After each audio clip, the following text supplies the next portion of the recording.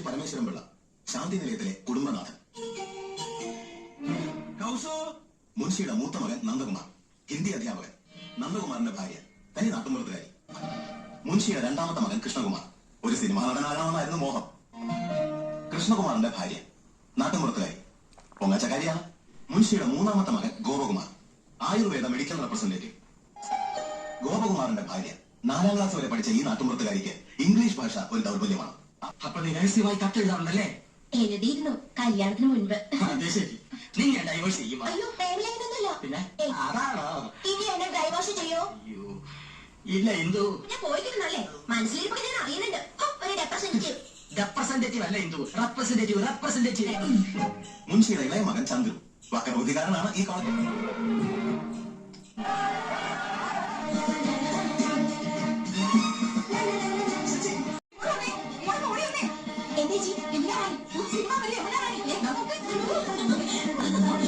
കണ്ടോന്ന് കൺകുളിനെ ദിവസം കാണാം. ഈ മനീഷ കൊഴിയാളേക്കാൾ ഭംഗിയുണ്ടോ? കൊഴിയാളെ മത്തിയൊന്നരട ചക്ക.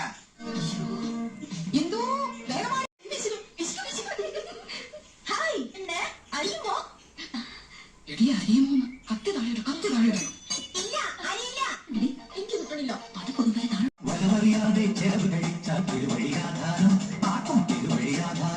അഞ്ചു പിള്ളേരുടെ അമ്മയെന്ന് പറയാൻ ആണാവുന്നു. തെരില്ല, ഇതാർക്കും തെരില്ല. ഇന്ദുനെടുത്ത കളി